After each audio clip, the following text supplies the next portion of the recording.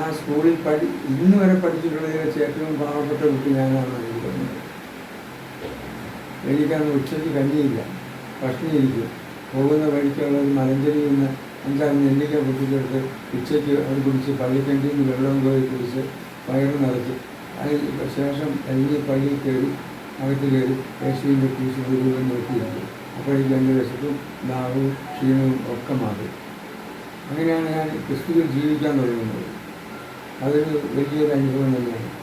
അങ്ങനെയാണ് പിന്നീട് കഴിഞ്ഞ അന്തരീക്ഷം അത് അനുകൂലമായിരുന്നു. അച്ഛന്മാർ അന്ന് ഹെഡ്മാസ്റ്റർ എന്ന് പറഞ്ഞാൽ കേരളം മുഴുവൻ ഗുരുവായിട്ട് അംഗീകരിച്ചിരുന്ന റവറൻഡ് ഫാദർ ഇബ്രഹാം മുട്ടക്കേൽ അച്ഛൻ, സംസ്കൃതത്തിൽ മഹാപണ്ഡിതൻ, ചങ്ങമ്പുഴയ്ക്ക് അവതാരി എഴുതി കൊടുത്ത് അദ്ദേഹത്തെ മഹാകവിയാക്കിയതാണ്. ചിത്രകാരനൊന്നുമല്ല. ചങ്ങമ്പുഴ വിളിച്ചൊരു അവതാരി എഴുതിക്കാന്ന് ചിത്രകാരിയല്ല. അങ്ങനെയുള്ളൊരു അവസ്ഥയിൽ നിന്നാണ് ഞാൻ വരുന്നത്. അത് ഈ വലിയ സന്തോഷമാണ്. ആ കാര്യം ഓർക്കുമ്പോൾ തന്നെ ഈ സന്തോഷം. പിന്നീട് അവിടെ അച്ഛന്മാരങ്ങനെ അച്ഛനുണ്ട്. ഈ സാഹിത്യകാരന്മാരെ കുറിച്ച് മാത്രം പറഞ്ഞു. അങ്ങനെ 10 അച്ഛന്മാർ അവിടെ ഉണ്ടായിരുന്നു, നല്ല അച്ഛന്മാരുണ്ടായിരുന്നു. അതുപോലെ തന്നെ കന്യാസ്ത്രീകൾ, ബെനീനാമ്മ, നമ്മുടെ മലയാളത്തിൻ്റെ ആദ്യത്തെ സിസ്റ്റർ അവരോട് കുഴപ്പമില്ല. ബേരിക്കും തോട്ടം പറഞ്ഞാൽ അറിയുള്ളൂ. അന്ന് ബ്രാക്കറ്റ് ഇട്ടാക്കണം, ഇല്ലെങ്കിൽ ഇത് തെറ്റിപ്പോകും. അത് വേറെ കന്യാസ്ത്രീകൾക്കും പറ്റിയിട്ടുണ്ട്. ആദ്യത്തെ പേര് അങ്ങ് മറന്നു പോകും. സഭയുടെ പേര് പിന്നീട് നിലനിർത്താനൊക്കെ അവരുടെ കുഴപ്പമില്ല. പക്ഷെ അത് നമ്മൾ മനസ്സിലാക്കി മേരിയം തോട്ടം എന്നൊന്നും ചേർത്താൽ എനിക്ക് മുടക്കാണെന്നറിയാമോ. അപ്പം അവരൊക്കെ എൻ്റെ ബെനിഞ്ഞാമ്മ എൻ്റെ ഏറ്റവും അടുത്ത ഗുരുനാഥയായിരുന്നു. എന്നോട് വലിയ ശിഷ്ടമായിരുന്നു. കാരണം എൻ്റെ വീടൊക്കെ അറിയാം അവർക്ക്. ഞാൻ പാവപ്പെട്ട കുട്ടിയാണ്. എനിക്ക് 4 വയസ്സുള്ള അച്ഛൻ മരിച്ചു പോയി. എൻ്റെ അമ്മ വളരെ കഷ്ടപ്പെട്ട് കൂലിവേല എടുത്താണ് എന്നെ പഠിപ്പിക്കുന്നതൊക്കെ ബെനിഞ്ഞാൻ പറ്റില്ല. അപ്പോൾ അത് എന്നോർത്ത് പറയാൻ നീ നെഗളിക്കരുത്, അടിച്ചിങ്ങനെ തുടയാൻ പൊട്ടിച്ചോളൂ. ഉള്ളി നോവിച്ചിട്ടില്ല. പക്ഷെ പറയാൻ കേട്ടാൽ ഇപ്പോൾ ഹിംസിച്ചു. ആ സ്നേഹവും വാത്സല്യം അങ്ങനെ അതെല്ലാവരോടും അല്ല, എന്നോട് മാത്രമല്ല. എന്നോട് സ്വല്പം കൂടുതൽ ഒരു താല്പര്യം തോന്നുന്ന വെച്ചാൽ ഇതാണ്, ഈ ഞാൻ തീരെ പാവപ്പെട്ടവനാണെന്നുള്ളതുകൊണ്ട് വലിയ സന്തോഷം. അങ്ങനെ എഴുതി സ്കൂളും എഴുതി പള്ളിയും എളിഞ്ഞായിട്ടുള്ളൊരു ബന്ധം ഉണ്ട്. അതൊരു ശരിയാണ്. ഇലഞ്ഞി ഒരു പുണ്യം ഗ്രാമമാണ്. കാരണം ഇലഞ്ഞി അത് പൂക്കും.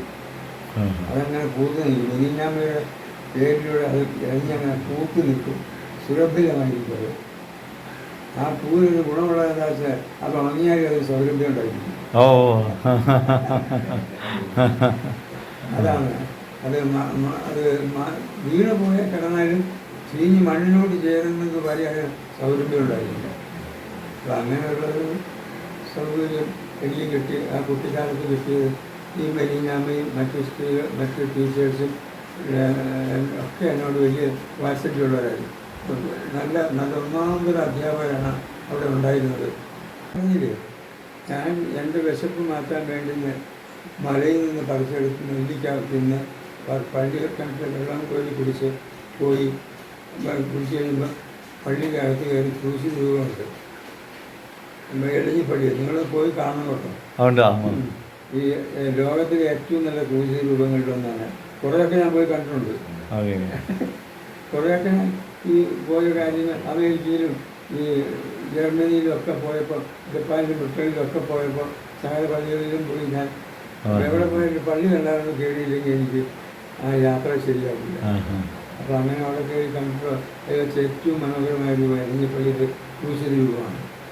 ഒരിക്കൽ ഞാനിത് ഇങ്ങനെ ഒരവസരത്തിൽ ദീപികാരും ഇവിടെ വന്ന് പറഞ്ഞിട്ടുണ്ട്. അവരത് ചെറിയൊരു ഗ്രൂപ്പായിരുന്നു. ഇതേ പറഞ്ഞുള്ളൂ. പറഞ്ഞു കഴിഞ്ഞപ്പോഴത്തേക്കും പിന്നീട് എന്നോട് ഞാൻ പിന്നീടായാലും ചെന്ന എപ്പോൾ ചെന്നാലും പള്ളി പോകാറുണ്ട്. പള്ളി ചെന്ന് പള്ളിയിൽ അന്നത്തെ വികാരിയച്ഛൻ ആരാണ് അവരെ കണ്ട് സംസാരിച്ച് പള്ളിയിൽ വികാരിയച്ഛൻ പറഞ്ഞു, ശ്രീധരൻ്റെ ലേഖനം വായിച്ചതിന് ശേഷം എന്തോ ഒരു ആൾക്കാരാണ് യേശുവിൻ്റെ രൂപം കാണാനായിട്ട് വേണ്ടത്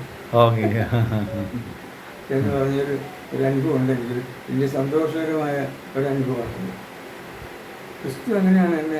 ക്രിസ്തുവാണ് എന്നെ ജീവിപ്പിക്കുന്നത്. ഇന്ന് ഞാൻ എൻ്റെ സണ്ണിനോട് പറഞ്ഞു, ഇവിടെ ഈ സ്ഥലസൗകര്യമൊക്കെ കുറവായിരുന്നു. അപ്പോൾ അത് കിടക്കാൻ വേണ്ടത്ര സ്ഥലമില്ല, ലൈബ്രറിക്ക് സ്ഥലമില്ല. അപ്പം അങ്ങനെ വന്നപ്പോൾ ഇവിടെ ഒന്ന് കൂട്ടിയെടുത്ത് കളയാന്ന് വെച്ചപോലെ ഒരു സണ്ണിലോ പിന്നെ പുള്ളി അതിൻ്റെ ഒരു മാനേജറാണ്, പുള്ളിയെ ചെയ്തോളാമെന്ന് പറഞ്ഞ് ചെയ്തു. അത് ചെയ്തുകൊണ്ടിരിക്കുക അച്ചടിക്കുന്നത്. അച്ചടിച്ചു എന്ന് ഞാൻ പറഞ്ഞത്. അത് കഴിഞ്ഞതിന് ശേഷമാണ് മേജർ റൈറ്റ് വരുന്നത്. പിന്നെ എന്നോട് വിളിച്ചന്ന് കൊളംബിയ അച്ഛനെ വിളിച്ചു, നിന്റെ ഭാഷ മനോഹരമായിരിക്കുന്നത്. വേറെ 1-2 പേരുടെ കാര്യം അച്ഛൻ ചെയ്തു പറഞ്ഞു. അതൊന്നും അങ്ങോട്ട് കേൾക്കുന്നില്ല. അതെനിക്ക് പറയാൻ കൊള്ളില്ല. ഞാൻ ഗുരുനാഥനാക്കുന്ന ആളുകൾ അതിനൊക്കെയുണ്ട്. അതുകൊണ്ട് ഞാൻ അങ്ങനെ അതിനെക്കുറിച്ച് അങ്ങനെയാണ് കണക്കാക്കുന്നത്. കൊളംബിയ പ്രശ്നങ്ങളോട് താല്പര്യപ്പെട്ട കാരണം ഇതൊക്കെ കൂട്ടിച്ചേർത്ത് എന്നെ ഒന്ന് പൊക്കി അവതരിപ്പിച്ചു. അന്ന് തൊട്ട് ഞാൻ ദീപികയുടെ സ്ഥിരം എഴുത്തുകാരനായി. വിശേഷാപ്രതി ഉണ്ടായെങ്കിൽ എൻ്റെ ഒരു കഥയോ നോവലോ ഉണ്ടാവും, ഇല്ലാതെ ഞാൻ വേറെ ആർക്കും എഴുതിയില്ലെങ്കിലും ദീപികയ്ക്ക് എഴുതുന്നു. അതുപോലെ തന്നെയാണ് ഇപ്പോൾ ഇന്ത്യൻ ഭാഷകളിലെ ഏറ്റവും കൂടുതൽ വിറ്റഴിഞ്ഞ പുസ്തകം ഒരു സങ്കീർത്തനം പോലെ. ഒരു സങ്കീർത്തനം റെക്കോർഡ് വിൽപ്പനയാണ്. അത് പറയാനുണ്ട്, അത് അഹങ്കാരം കൊണ്ടല്ല സംഭവിച്ച ആ റെക്കോർഡ് വിൽപ്പനയാണത്. അപ്പം ഞാനും എൻ്റെ മക്കളൊക്കെ കഞ്ഞി ജീവിക്കുന്ന കാര്യമാണ്, അല്ലാതെ പെരുമ്പുറത്ത് നിന്ന് പോയത് കൊണ്ടുവരാനൊന്നുമില്ല. അപ്പം അങ്ങനെ അത് പ്രസിദ്ധീകരിക്കുന്നത് ദീപികയിലാണ്. പറയാൻ വേണ്ടിയിട്ടാണ്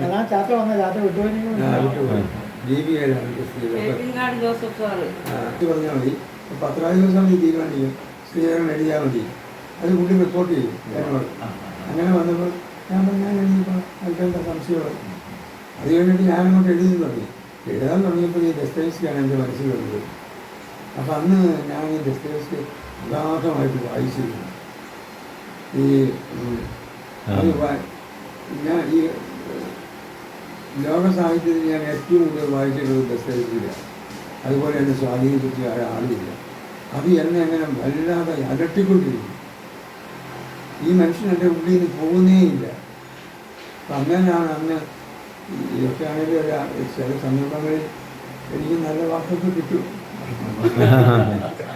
ഹൃദയത്തിന് മേൽ ദൈവത്തിൻ്റെ കയ്യൊപ്പുള്ള ഒരാൾ എന്ന് ദസ്തയേവ്സ്കിയെ കുറിച്ച് എഴുതാൻ തുടങ്ങിയത്. ഹൃദയത്തിന് മേൽ ദൈവത്തിൻ്റെ കയ്യൊപ്പുള്ള ഒരാൾ. പിന്നെ അത് പല പത്രങ്ങളിലും അത് റെപ്രൊഡ്യൂസ് ചെയ്ത് വന്നു. അതായത് സമയം നന്നായിരുന്നു. ഇന്നിപ്പോൾ ഇന്ത്യൻ ഭാഷകളിൽ ഏറ്റവും കൂടുതൽ വിറ്റഴിഞ്ഞ ഗ്രന്ഥം ഇപ്പോൾ വിറ്റഴിഞ്ഞുകൊണ്ടിരിക്കും. ഭാഷകൾ മാത്രമല്ല, പല ഭാഷകളും റഷ്യനിലെ എഴുതി കഴിഞ്ഞതാണ്. പക്ഷെ അതിനകത്തുള്ള ഒരു റഷ്യൻ കൾച്ചർ സെന്ററിന്റെ പുള്ളി എന്നോട് പറഞ്ഞു ആ ഭാഷയുടെ ഒരു പ്രശ്നമുണ്ട്, അപ്പോൾ അതുകൊണ്ട് അങ്ങനെ പെൻഡിങ് ആണ്. ബാക്കി എഴുതി വെച്ചിരിക്കുന്നത്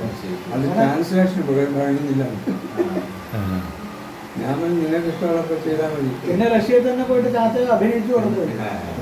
ചാച്ച അഭിനയിച്ചു.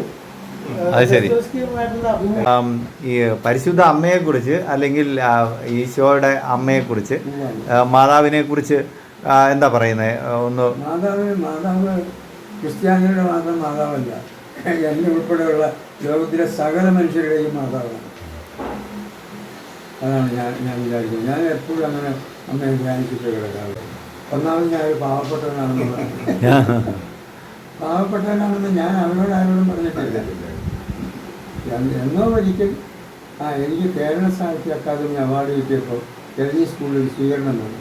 പഠിച്ച സ്കൂളിൽ കിട്ടുന്ന ഒരു സ്വീകരണം മറ്റ് സ്ഥലത്ത് കിട്ടുന്നത് പോലെയല്ലോ.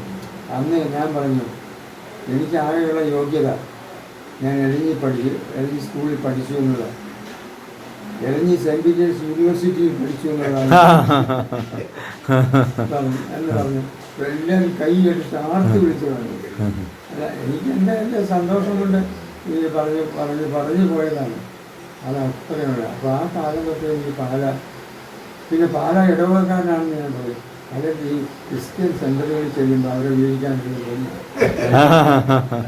ഞാൻ പാല രൂപതക്കാരനാണെന്ന് പറഞ്ഞാൽ ഈയിടെ വലിയ കുഴപ്പമൊന്നും മറ്റേത് ഗ്രാമത്തിനുള്ളതിനേക്കാൾ കൂടുതൽ പ്രാഥമികമായ സമ്പത്തുള്ള ഗ്രാമമാണ് പാല. അതവിടെ ക്രിസ്ത്യാനികൾ കൂടുതലുള്ളതുകൊണ്ടോ പള്ളി കൂടുതലുള്ളതുകൊണ്ടോ അല്ല. ക്രിസ്ത്യാനികളുടെ കൂടുതലുള്ളിടത്തും പള്ളി കൂടുതലുള്ളിടത്തേക്ക് ഉണ്ടാകണമെന്ന് നിർബന്ധവുമില്ല. പക്ഷേ ഇത് പാലായിലതുകൊണ്ട് രാജ്യമായ ഒരു നിർവൃതി നമുക്കും അവിടെ ചെല്ലുന്നുണ്ടാവും. പാലായിലേക്ക് കടക്കുമ്പോൾ ഇപ്പോൾ ആരുടെയും മാതാവിന് മനസ്സിലായിരുന്നു. അങ്ങനെ ഒരു മെസ്സേജ് നമ്മൾ എന്താ ശരിക്കും കൊടുക്കേണ്ടത് എന്ന് പറഞ്ഞാൽ ഒരു പ്രത്യേകിച്ച് ക്രിസ്ത്യൻസ് ആയിട്ടുള്ളവരൊക്കെ എന്ത് ജീവിക്കുക, ക്രിസ്തുവിൽ ജീവിക്കുക, ക്രിസ്തുവിൽ ജീവിക്കുക. മനുഷ്യന് മനുഷ്യനാകാൻ വേറെ യാതൊരു വഴിയില്ല.